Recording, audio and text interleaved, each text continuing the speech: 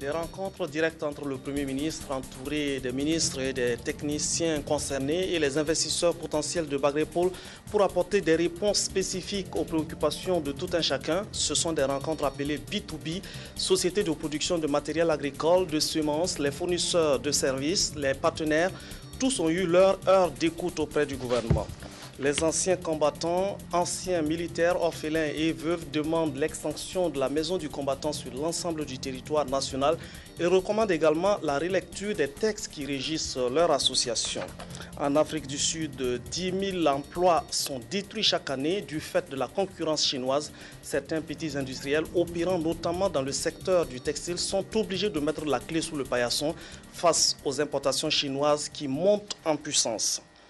Madame et messieurs, bonsoir et bienvenue aux 20h sur la télévision nationale du Burkina. Nous revenons sur le voyage du chef de l'État à Paris où le président du Faso a rencontré le Premier ministre malien Cheikh Modibo Diarra pour parler de la situation au Mali et de la perspective de déploiement des forces de la CEDEAO pour aider l'armée malienne à reconquérir le nord du pays aux mains des rebelles islamistes. Blaise Compaoré, comme nous vous l'avions annoncé au cours de nos précédentes éditions, a reçu également la Gambienne Fatou Bensouda, procureur de la Cour pénale internationale. Charles Baba Gomina et Amadou Aristide Ouedraogo reviennent sur ces aspects du séjour parisien du chef de l'État. C'est à la résidence des chefs d'État burkinabé que Blaise Compaoré a reçu le Premier ministre malien. Ensemble, ils ont fait un tour d'horizon sur la sécurité au nord du Mali, mais aussi sur les plans de sortie de crise proposés par la CEDEAO et les militaires maliens. Le président du Faso et moi avons évidemment fait le tour de la situation sécuritaire, particulièrement au nord du Mali, mais aussi nous avons parlé de la réunion entre les leaders militaires de notre organisation sous-régionale, la CEDEAO, et des militaires maliens, et donc faire le tour d'horizon pour essayer de comprendre exactement quels sont les points de blocage dans ces discussions et trouver des voies et moyens pour que peut-être les discussions remontent au niveau politique avant de redescendre afin que nous puissions converger le plus rapidement possible vers une solution. Bien sûr que ce plan de sortie de crise a été discuté avec les militaires maliens qui eux aussi avaient un plan de sortie de crise qui décrivait dans les détails le genre d'aide dont ils ont besoin. Alors si à un moment donné ces deux plans ne coïncident pas, il faut simplement qu'on puisse s'asseoir et comprendre pourquoi ces deux plans-là ne coïncident pas et essayer de trouver, n'est-ce pas, peut-être une espèce de raccordement pour que ces deux plans coïncident et le trouver le plus rapidement possible afin de pouvoir intervenir. En sa qualité de médiateur, le président du Faso s'est également entretenu avec Fatou Bensouda, procureur de la Cour internationale de justice. Au centre des échanges, la plainte déposée par le gouvernement malien sur la destruction de monuments historiques. Comme vous le savez, justement, étant médiateur, le procureur a voulu donc me rencontrer pour faire le point sur les dossiers, comme vous savez, que ce soit la situation d'Aguelok ou la destruction des mausolées. Le gouvernement malien avait donc déposé une plainte auprès de cette cour et la CPI est en train, pas encore d'instruire, mais d'examiner s'il y a nécessité d'avancer vers vers des inculpations, en tout cas une enquête judiciaire d'abord. Vous voyez, c'est ça qui est à l'ordre du jour. Et bien sûr, elle a partagé des points de vue avec moi sur ces deux situations en espérant aussi qu'à travers la CEDEAO, elle pourra avoir un soutien pour aider ses missions à pouvoir faire aboutir avoir des conclusions sur ces deux dossiers. Des dossiers pour lesquels la CEDEAO et le médiateur vont devoir encore faire peser de leur poids pour des solutions définitives.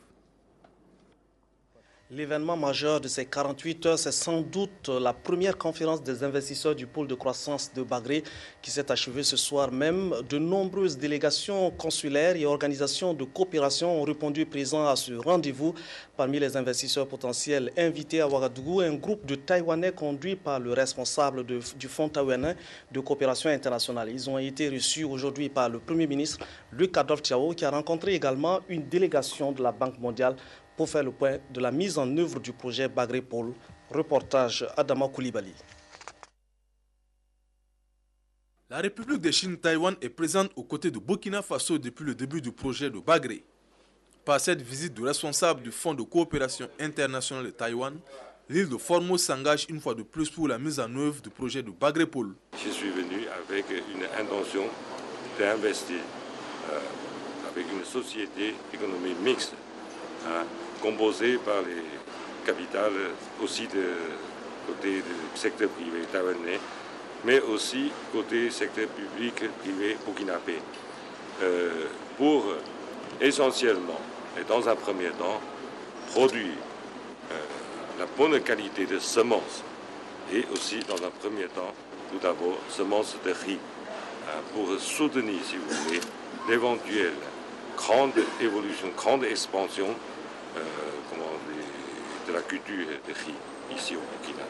La délégation de la Banque mondiale, principal bailleur de fonds du projet Bagré Pôle, est venue faire le point de la mise en œuvre effective du projet, dont la première phase est sur le point de démarrer.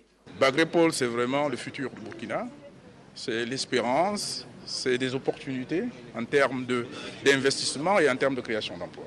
Nous avons estimé que si tout se passe bien, ça pourrait permettre de créer rapidement, à l'espace de 5 ans, entre 30 000 et 40 000 emplois. Donc c'est un projet important et vous avez vu l'engouement des investisseurs privés nationaux et internationaux. Il faut donc maintenant qu'on passe à l'action. Et nous avons discuté de tout cela avec M. le Premier.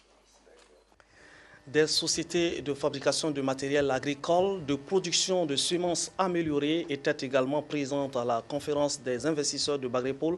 Le pôle de croissance apparaît comme une grande opportunité à ne pas manquer. Ils ont eu également des échanges avec Luc Adolphe Tiao, au reportage Adama Koulibaly.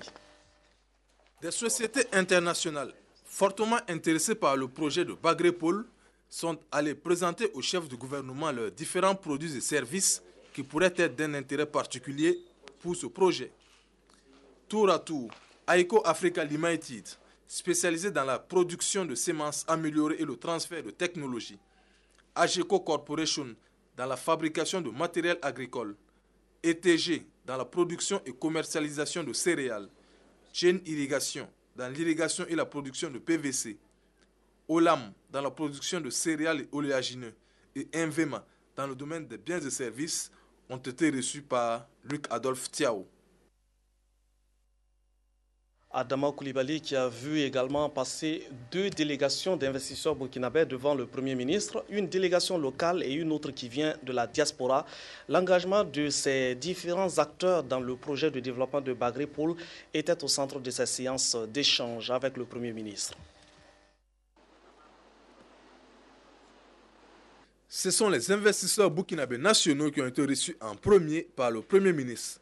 Cette délégation, composée d'une dizaine de membres, acteurs privés et sociétés de l'État, est venue réaffirmer son engagement à investir dans le projet de Bagré Pôle, qui représente non seulement une opportunité d'affaires pour eux, mais aussi un ambitieux projet de développement pour le Burkina Faso tout entier. Nous conduisons une délégation d'investisseurs nationaux privés pour le pôle de Bagré. Que vous connaissez que les opérateurs économiques sont très intéressés à investir à Bagré. Et donc, c'est des opportunités d'affaires pour les opérateurs économiques. Et donc, un projet qui fera avancer beaucoup le Burkina Faso. À la suite des nationaux, des Burkinabés de la diaspora aussi bien africaine, européenne qu'américaine ont tenu à également signifier leur implication pour le développement du Burkina Faso depuis leur pays de résidence au Premier ministre. Nous sommes venus lui saluer et témoigner notre disponibilité. Parce qu'il y a eu des premières conférences du projet de Bagré. Nous, les diasporas résidents dans différents pays, nous sommes venus participer à cette conférence est aussi venu, c'est le Premier ministre, témoigner notre disponibilité et notre engagement. Nous comptons investir plus particulièrement dans l'élevage et l'agriculture. Bon, il y a quelques demandes de la pisciculture, mais dans l'agriculture que nous sommes plus engagés avec l'élevage. Et pour clore des journées de conférences, d'exposés, de rencontres B2B et de visites terrain, une soirée détente a été offerte aux investisseurs potentiels dans le cadre d'un dîner de gala. Une bonne ambiance pour des hommes d'affaires d'ici et d'ailleurs qui promettent de conjuguer leurs efforts en partenariat avec le gouvernement pour faire du projet Bagrépol un succès. Reportage Sali Nana. C'est un pan de la tradition burkinabé qu'ils découvrent ici au dîner gala qui leur est offert. Ces investisseurs présents à Ouagadougou dans le cadre de la première conférence des investisseurs de Bagrépol apprécient aussi à travers ce dîner la culture du pays où ils comptent investir. Après une sortie sur le site de Bagrépol et des séances de travail en plénière, les échanges se poursuivent certes, mais dans une ambiance plus conviviale. Sachant que la sous-région est fort demandeur de céréales burkinabé. Je crois qu'on est à même, avec les investissements que le gouvernement compte faire sur le site de Bagré, on a même de leur fournir que ce soit du maïs, que ce soit des fruits et légumes, tout ce qu'ils demanderont, nous serons en mesure de leur fournir avec le potentiel dont on regorge au niveau de Bagrépol.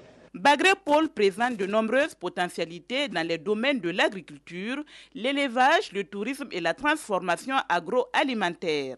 La présence ici des investisseurs étrangers et nationaux est une satisfaction pour le gouvernement car c'est un défi qui est en passe d'être relevé. Beaucoup se sont engagés à nous envoyer déjà des idées de projets sur au moins 2 pages, décrivant un peu la manière d'intervenir et les montants qu'ils voudraient engager et qu'est-ce qu'ils attendent également de la part du Burkina. En tout cas, l'un dans l'autre, je pense que c'est véritablement très encourageant et je pense que l'agenda que nous avons indiqué, d'ici la fin de l'année, on verra quand même les choses sortir de terre. Nous allons véritablement nous investir pour mobiliser assez rapidement tout ce qu'il y a comme ressources pour la mise en valeur parce qu'on sent que les gens sont pressés. Ils veulent très rapidement commencer à exploiter. Donc, il nous appartient de pouvoir rapidement engager tout ce qu'il y a comme infrastructure de base, notamment les routes, finaliser les aménagements pour que les gens puissent venir s'installer. Près de 600 participants venant de 26 pays prennent part à cette première conférence des investisseurs de Bagrépol. Ce forum d'affaires devrait permettre de mobiliser les capitaux nécessaires pour la mise en œuvre de projets rentables à Bagrépol à travers ce partenariat public-privé. À présent, de l'actualité politique, le président du groupe parlementaire CDP bat le rappel des troupes pour une victoire éclatante du parti aux élections municipales et législatives couplées du 2 décembre 2012. C'est l'appel qui sanctionne la fin des premières journées parlementaires du parti au pouvoir.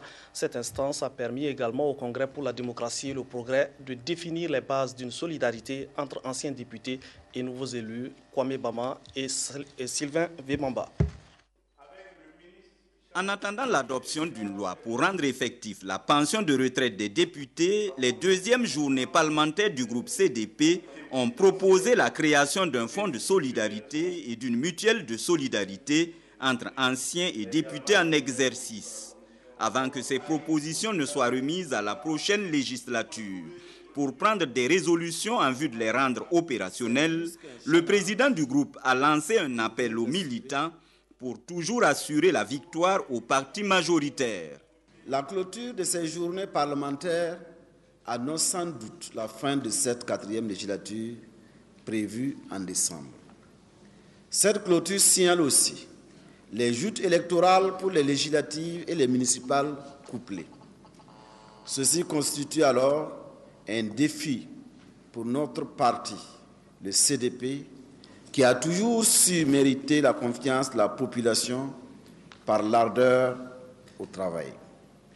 C'est plus qu'un challenge pour nous d'assurer à notre parti, le CDP, une majorité confortable, tant aux législatives communicipal afin de permettre la mise en œuvre réussie du programme présidentiel Bâtir ensemble un Burkina émergent. Pour bien clôturer la législature avec la session budgétaire qui s'ouvre le 26 septembre prochain, les députés du Congrès pour la démocratie et le progrès ont eu des échanges avec le président de l'Assemblée nationale et le ministre de l'économie et des finances. De Bobo Dioulasso, nous apprenons le décès de l'ex-agent de la Sofitex qui a été grièvement battu par un vigile au siège de la Nationale des fibres textiles ce jeudi 20 septembre 2012. Il a succombé à ses blessures ce vendredi au centre hospitalier Souro Sanou de Bobo Dioulasso. Et une délégation des membres de la Sofitex et de la communauté musulmane conduite par le gouverneur des Hauts-Bassins est allée présenter ses condoléances à la famille éplorée. Objectif: apaiser les cœurs après ce drame. Le reportage de Wenyam Achille Kaboré. Le coup porté sur Ibrahim Traoré, ex-agent de la Sofitex, par un vigile a été mortel. Une situation qui avait provoqué la colère des populations de la ville de Sia. Et une délégation de la Nationale des fibres textiles, conduite par le gouverneur de la région des Hauts-Bassins, est allée présenter ses condoléances à la famille éplorée. Je venais au nom du gouvernement pour présenter les condoléances à la famille du regretté Ibrahim Traoré, qui a succombé ce matin à ses blessures suite à un accident malheureux qui s'est produit hier au niveau de la Sofitex. Je dois avouer que c'est une épreuve difficile. Nous, en tout cas, devions de faire cette démarche pour témoigner toute la compassion du gouvernement à la famille. La procédure judiciaire est en cours. Donc nous demandons à tout le monde de se confier à la justice. C'est notre deuil, il faut le savoir. C'est le deuil de la Sofitex. Donc on n'a pas d'autre mot. Ce que nous demandons simplement à l'ensemble, que le cœur s'apaise, que nous puissions accompagner notre frère dans sa dernière demeure. Et nous faisons foi aux autorités de notre pays et à notre justice pour que les choses continuent donc par la voie qui sert en la matière. La famille du défunt, tout en ayant espoir que justice sera rendue, s'en remet à Dieu. Il n'y a rien à dire. Il n'y a rien à dire. Ce que nous on souhaite seulement qu'on puisse faire l'enterrement. Après ça, on va se consulter. Une seule personne ne peut pas prendre une décision. Mais pour moi, l'essentiel est là. Ça, c'est la volonté de Dieu. On le reste maintenant, bon. Je pense qu'il n'y a rien à dire. Et concernant la manifestation spontanée devant la Sofitex, aux premières heures du drame, la famille réagit. Ça ne nous regarde pas. Pour nous, ça n'a rien à voir avec le décès de notre enfant. Nous pleurons notre enfant. Ce qui concerne les problèmes de choses, nous, ça nous regarde pas. Ibrahim Traoré, célibataire et la cinquantaine environ, était conducteur à la Sofitex avant de perdre son emploi suite à une maladie qui aurait affecté ses facultés mentales. Des progrès ont été réalisés en matière d'appui à la formulation et à la mise en œuvre de la politique économique au Burkina Faso. C'est ainsi qu'un consultant résume le bilan de la phase 3 du CAPES, le Centre d'analyse des politiques économiques et sociales. Un bilan à mi-parcours qui vient d'être présenté, le reportage de Maïmouna Traoré. Le Centre d'analyse des politiques économiques et sociales, dans sa phase 3, a pour mission de contribuer à l'amélioration de la formulation et de la mise en œuvre de manière participative de la politique économique au Burkina Faso. Selon le consultant qui a réalisé l'évaluation à mi-parcours, les résultats sont concluants. Durant la première partie de cette troisième phase, il y a 266 cadres, aussi bien de l'administration, du secteur privé, de l'administration, du secteur de la société qui ont été formés. Il y a eu une vingtaine d'études de bonnes factures qui ont été mises en œuvre par le CAPES. Le CAPES a joué un rôle extrêmement important également dans l'élaboration de la stratégie de croissance accélérée et de développement durable. Ces résultats ont été atteints grâce au soutien technique et financier de la Fondation pour le renforcement des capacités en Afrique. Nous avons apporté une contribution financière de 2 550 000 $, ce qui ferait près de 1,3 milliard de francs CFA. Nous sommes aux côtés de ces structures-là sur le plan technique. Par exemple, cette revue à mi-parcours que nous sommes en train de faire, où les supervisions les missions de supervision que nous faisons. Aujourd'hui, l'occasion est donnée à ces participants, membres du conseil d'orientation du CAPES, staff technique du centre et coordonnateurs des projets et programmes ACF au Burkina Faso, d'apporter les amendements nécessaires pour finaliser le rapport.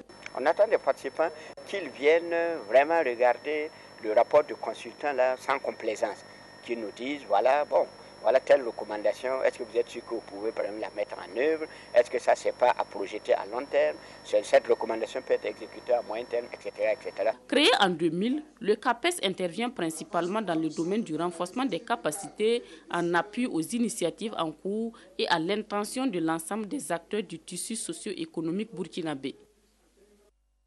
La société burkinabé d'intermédiation financière explique aux administrateurs des sociétés d'État du Burkina Faso le fonctionnement du marché financier, la bourse régionale des valeurs mobilières de l'UEMOA. Le cadre trouvé, c'est une conférence pour présenter et le fonctionnement du marché de l'UEMOA et les différentes opportunités d'affaires qu'on y trouve. Reportage Karim Sissé. Les États membres de l'UEMOA ont mis en place un marché financier régional, un marché qui offre aux entreprises de ces pays de nouvelles opportunités d'affaires.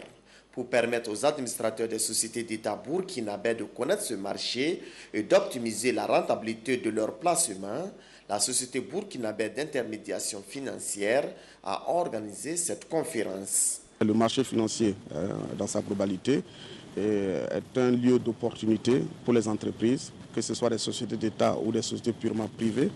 Et aujourd'hui, il est très, très important que les administrateurs, qui sont les décideurs, les premiers décideurs d'une entreprise, puissent appréhender comment fonctionne le marché financier, puissent appréhender ses opportunités, puissent connaître ce qui se passe sur le marché financier sous-régional, afin véritablement d'en profiter. C'est un marché qui regroupe 8 pays. Et donc, il est bon que les entreprises burkinabées, les sociétés d'État, puissent profiter de ce marché-là. Et c'est bon que les administrateurs qui doivent décider si oui ou non il faut aller sur ce marché puissent savoir quels sont les risques. Pendant une journée, les conférenciers vont exposer aux participants une série de communications. Nous allons aussi parler un peu de la fiscalité des valeurs mobilières. Nous allons parler aussi de comment fonctionne le marché financier, c'est-à-dire la cotation pour les particuliers, mais aussi pour les entreprises. Et nous allons parler enfin des notions générales d'actualité.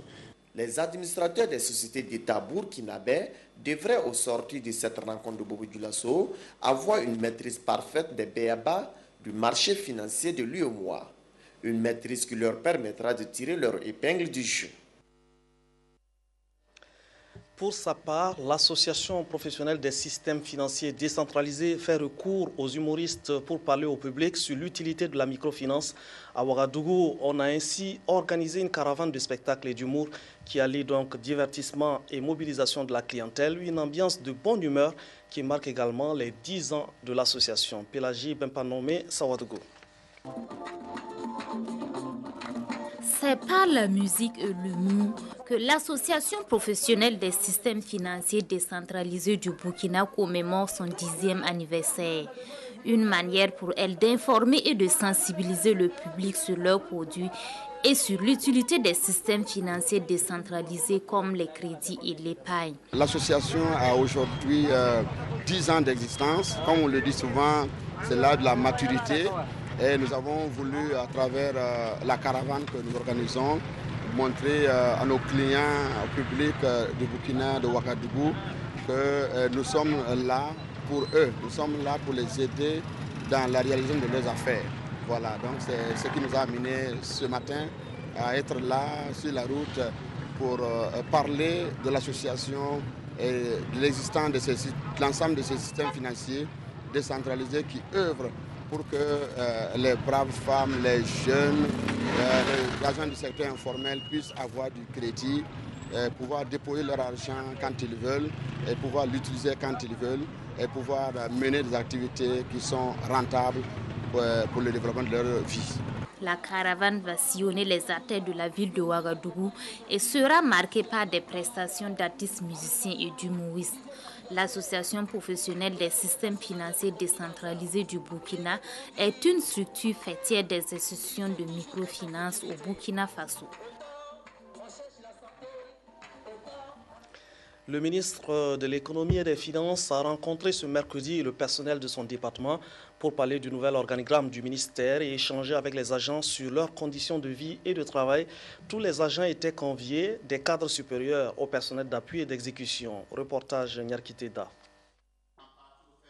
Les échanges se sont déroulés par catégorie, mais gardent les mêmes enjeux. Il est question de parler de la vie du département de l'économie et des finances, ainsi que de celle des agents, de même que leurs conditions de travail. Nous avons estimé qu'il était bon qu'on puisse avoir ces échanges. D'abord pour que nous, en tant que premiers responsables, on puisse faire partager ce qu'on a comme attente de la part des agents, les défis qu'on doit relever, mais de leur côté aussi qu'ils nous donnent leurs appréciations, leurs préoccupations. Le décor planté, les agents sans tabou ont énuméré leurs préoccupations.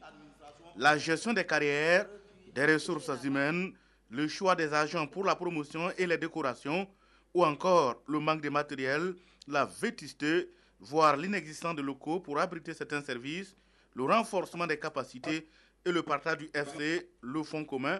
Bref, la liste est longue. Des préoccupations auxquelles le ministre doit répondre. On va mettre des mesures d'accompagnement pour leur permettre de pouvoir les lever, notamment en termes de renforcement du professionnalisme à travers la formation, la question des conditions de travail.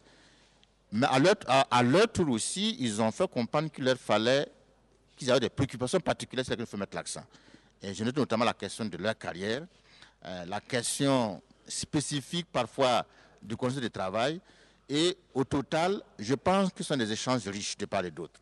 Venus des différentes directions du ministère, les agents louent l'initiative et repartent avec l'espoir de voir ces genres de rencontres se multiplier. C'est des mesures, des actions, des problèmes assez structurés et dont la réalisation va demander effectivement assez de temps. Et il pense qu'il a pris l'engagement ferme de mettre autant que faire se peut ses moyens pour pouvoir résoudre les préoccupations qui ont été soulevées. Il y a beaucoup de choses qui se passent au ministère là-bas qui n'est pas au courant. Donc ça a été une occasion de découvrir ce qui se passe réellement dans ces directions et quelles sont les préoccupations des agents. Il a bien répondu aux questions. En tout cas, c'était une très bonne démarche. La preuve est que tous les agents ont apprécié. La réorganisation du ministère de l'économie et des finances recommande ces ans de rencontres car cela contribue à la bonne gouvernance et à la lutte contre la corruption, a dit le ministre Bembamba, qui par ailleurs recommande à ses collaborateurs, des cadres jusqu'au personnel de soutien, patience, professionnalisme, diligence dans le traitement des dossiers et courtoisie pour relever les défis. L'association des anciens combattants, anciens militaires, veuves, orphelins et victimes de guerre se dote d'un nouveau bureau national à l'issue de leur assemblée générale. Ce bureau devait faire aboutir une revendication qui tient à cœur l'association, l'extension de la maison du combattant sur l'ensemble du territoire national et la relecture des textes de l'association qui date de 1943. Reportage Yolande Lompo. Ces 112 heures de travaux ont permis aux membres et sympathisants de l'Association unique des anciens combattants, anciens militaires, veuves, orphelins et victimes de guerre d'asseoir un nouveau bureau national fort de 24 membres en remplacement de l'ancien installé depuis août 2007.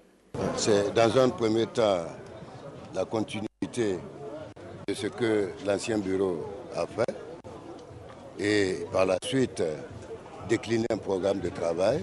Mais notre travail va surtout se faire pour l'intérêt de l'ancien combattant, de la veuve, de l'orphelin.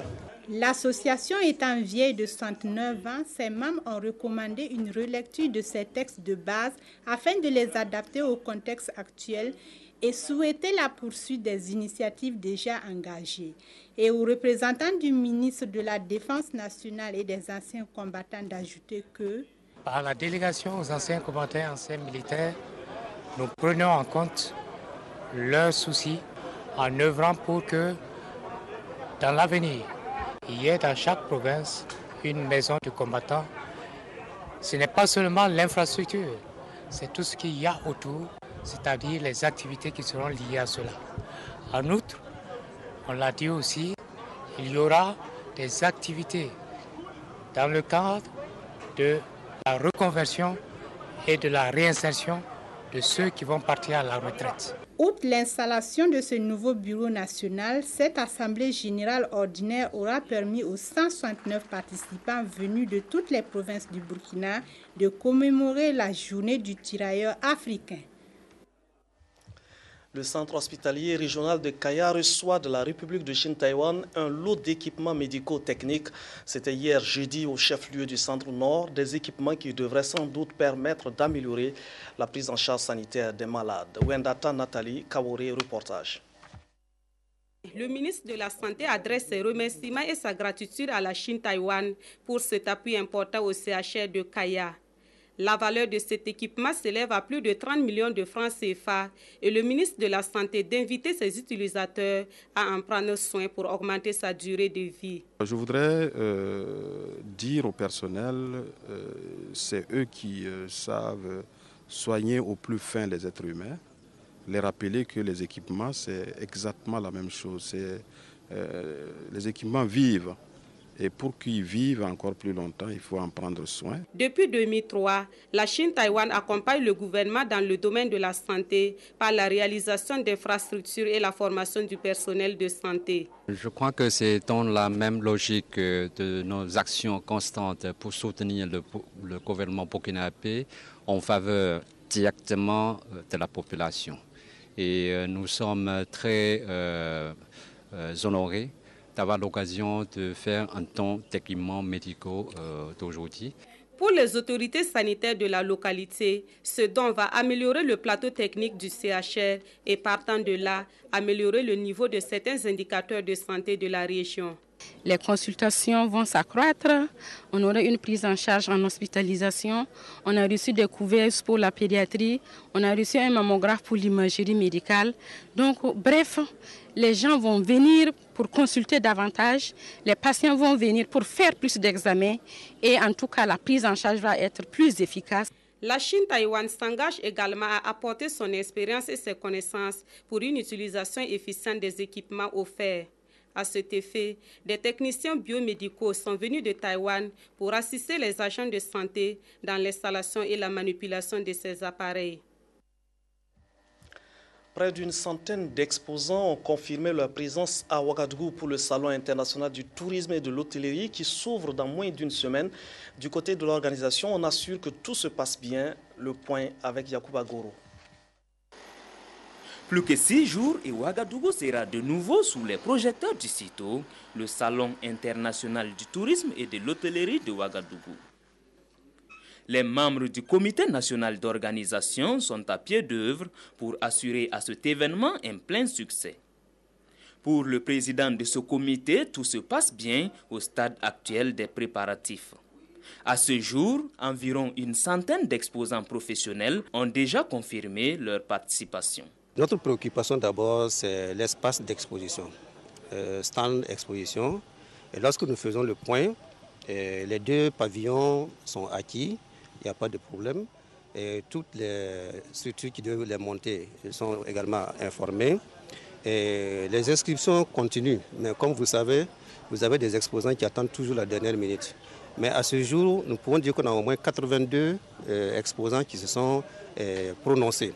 Un programme a été également élaboré en vue de donner aux participants à admirer quelques attraits touristiques du Burkina Faso et d'Afrique. Dans ce programme figure en bonne place Éductour prévu du 23 au 26 septembre prochain. C'est l'orientation vers le centre-est et le centre-sud de notre Éductour, parce que généralement c'était vers l'ouest et comme je l'ai dit, c'est une zone de forte concentration des attraits touristiques au Burkina Faso. Nous avons voulu orienter un peu cette année vers le centre-est et le centre-sud pour que cette zone-là aussi soit connue à travers ses potentialités. Sur le terrain, les membres de la commission conférence s'activent afin de permettre un bon déroulement des panels et conférences. Cette conférence va se tenir sous forme de panel. On aura 2 panels. Un premier panel qui va concerner la desserte de la destination Burkina Faso et un deuxième panel qui va concerner le désenclavement des sites. La 9e édition du CITO est placée sous le thème « Tourisme et transport au Burkina Faso, quelle stratégie pour une meilleure desserte ?» Elle ouvre ses portes le 27 septembre prochain sur le site du CIAO. Ils sont étudiants et musiciens. Ils sont tous deux de Fadam Gourma, s'inspirant du tankala, du tiroir gourmandier et des musiques urbaines. Le groupe Malba met sur le marché un album baptisé Espoir des hommes, un album de 8 titres présenté lundi dernier à la presse et aux professionnels de la culture. Reportage Tanga Kafando. Au nom de la femme, c'est l'un des 8 titres de l'album Espoir des hommes du groupe Malba, 2 jeunes étudiants originaires de la ville de Fadangourma. Daouda Lompo, alias Daoudi, et Bachirou Doussadi El-Béchi se sont inspirés des rythmes traditionnels gourmatiers tels que le tantiala et des musiques urbaines telles que le rap et le R&B pour mettre sur le marché du disque un album qui porte la marque de 6 studios d'enregistrement.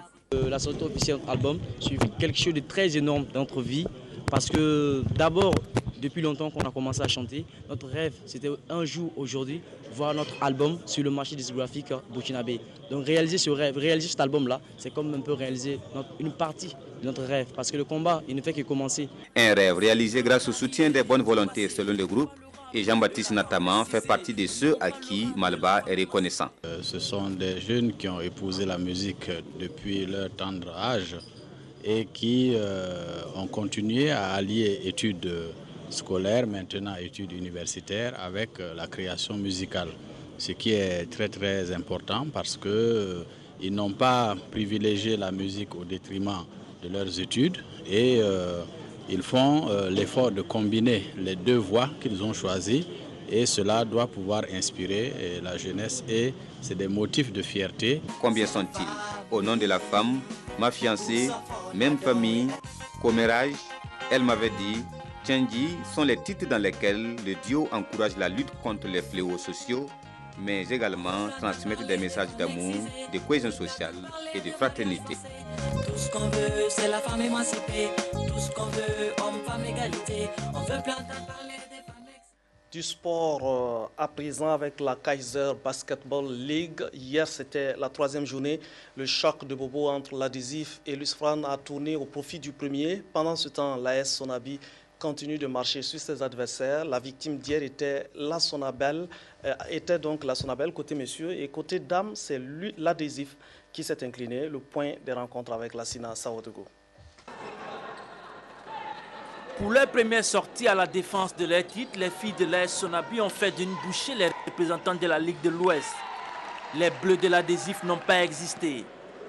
Andrea Ouedraogo 15 points et Diane Poda 12 points ont mené les opérations. Les pétrolières se sont baladées avec un score sans appel de 66 à 6 avant la finale face à BAC. BAC qui continue de contester la suprématie des pétrolières sans pouvoir y mettre fin. En deuxième rencontre, l'Adésif était face à l'USFRAN pour le derby bobolais en hommes. L'USFRAN a battu la Sonabel et veut continuer. En face, les Verts de l'Adésif sont tombés contre la Sonabi et doivent se reprendre. Un premier quart-temps terne de 9-3 pour l'Adésif. Le deuxième quart-temps sera meilleur avec le réveil des académiciens de l'USFRAN. François Belem Kouagua et ses coéquipiers vont refaire leur retard et mieux aller à la mi-temps avec un +3 soit 19 à 16.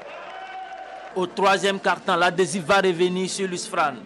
Un chassé croisé entre les 2 formations qui ne sont séparées que de 2 points à la fin du troisième quart-temps. 32 à 30 pour les Verts. L'Adésif va mieux finir le match. Avec plus de lucidité, les poulains de Cissé vont prendre le dessus et laver la flanc du dernier match de Bobo Dioulasso en remportant le match 52 à 37.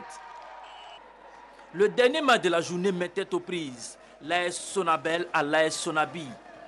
Les pétroliers sont bien partis pour succéder à l'EFO pour les titres 2012. Une bonne entame avant un retour des électriciens. À la fin du premier quart-temps, 12 à 15 pour les pétroliers. Au deuxième quart-temps, les électriciens vont résister, prenant même par moments les devants. À la pause, la Sonabi est menée 32 à 31. Les pétroliers vont se rebeller et prendre les électriciens à la gauche au troisième quart-temps et le finir avec un +13, soit 52 à 39 avant le Money Time. Un Money Time maîtrisé par les pétroliers avec les 21 points de Sarah Aboubakar et les 18 points de David Ouedraogo. La Sonabi est quasi championne 2012 avec ce score de 77 à 50. Ce samedi, au stade du 4 août, les étalons juniors du Burkina seront face aux Panthères du Gabon. Cette rencontre entre dans le cadre du 3e tour des éliminatoires de la Coupe d'Afrique Junior 2013. Le match est prévu pour 18 h et l'entrée est gratuite. L'émission Tableau d'honneur saison 2 a déroulé son tapis au Premier ministre à travers sa rubrique Coup de cœur. Blaise Palais du lycée provincial Badjoudji de Gawa a choisi Béon-Luc Adolphe Tiao comme personnalité de rêve. En avant-goût, nous vous proposons un extrait de cet entretien.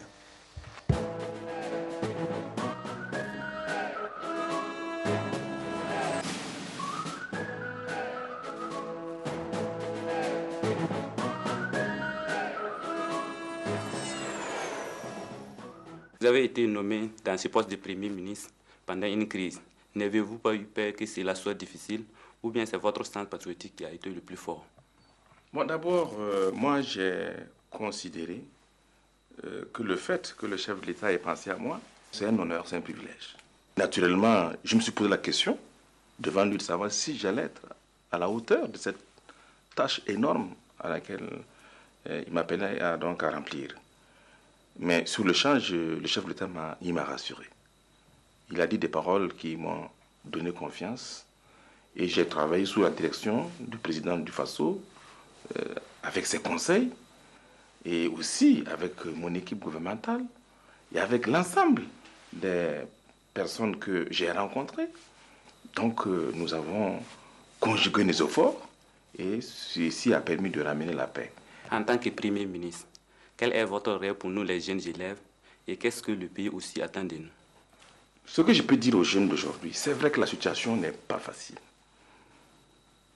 Mais je leur dis de ne pas perdre confiance.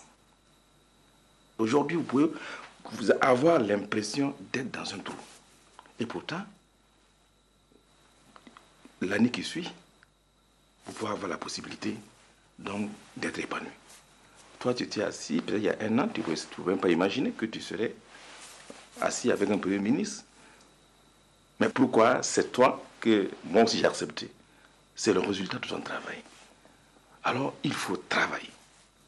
Je dis aux jeunes, travaillez, travaillez, travaillez. Et surtout aussi, respectez vos parents. Écoutez vos parents.